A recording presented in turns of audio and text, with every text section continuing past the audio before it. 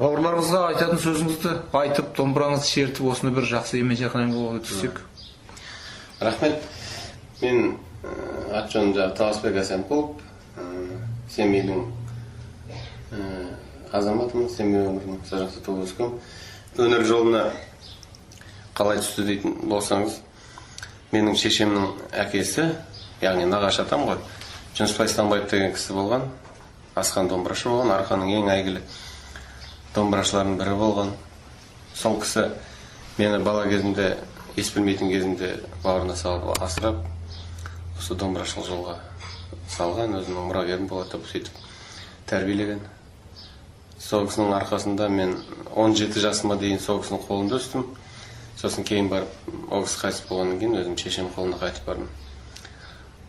Ол кісі арқада ең ұлы күйшілердің мұрасын ұстаған, сондай мықты дәулескер күйші болған. Сол, мынау менің негізгі репертуарым мына Байжігіт пенен Тәттімбет, Арқаның ең атақты күйшілері. Байжігіт деген енді бұл жерде ата тегін айтпай кетуге болмайды. Мынау Керей деген рудың ішінде Абақ Керей деген бар. Сол 12 ата Абақ Керейдің ішінде Жастабан деген рудан шыққан Байжігіт деген күйші болған. Ол Абылайдың заманында өмір сүрген, Абылайдың сарай күйшісі болған.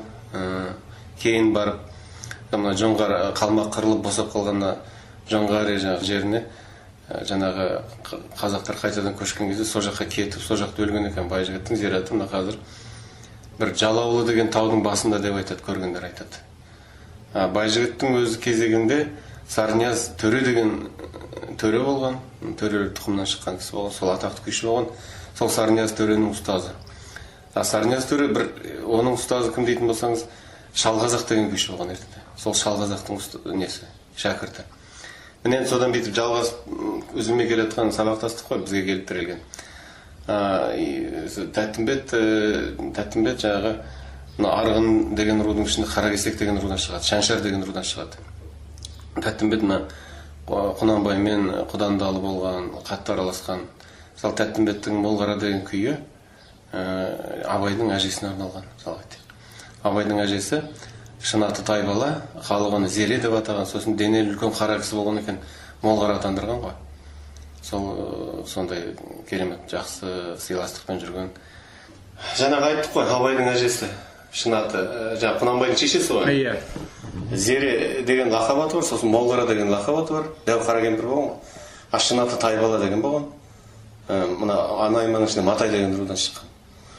Вот сол бір күні бір жиынның үстіне Тәттімбет Құнанбайдың туған інісі сияқты, бірақ Тәттімбеттің балдызы ғой негізі. Жаңағы кім? Енді ана Ұлжан Қаракесектің қызы болғаннан кейін, Тәттімбет Ұлжаннан кіші болғаннан кейін Құнанбайға балдыз сияқты болды. Бірақ туған інісінде Құнанбайдың анда-мында шаруаларын көп жүрген Тәттімбет, екеуі қатты араласқан. Сондай болған. Сонда кім Тайбала жаңағы сол Молғара қатты еркелетеді екен, сонда Тәттімбет. Сонда бір күні айтыпты, үлкен бір жиында отырғанда айтыпты. Тәттімбет, сен елдің бәріне бір күй атадың, бір ат мінгізген сияқты. Маған қашан бір күй атайсың деген ғой. Сөйтсе анау қатты құрметтейді екен Тәттімбет ана кісіні. О, бекем, саған бермеген күйді кімге берем баяғы деп жаңағы осы күйді шығарған дейді. Мынау күй Молғара деп аталады, арқада тартылады Молғара деп. Соны тартып берейін.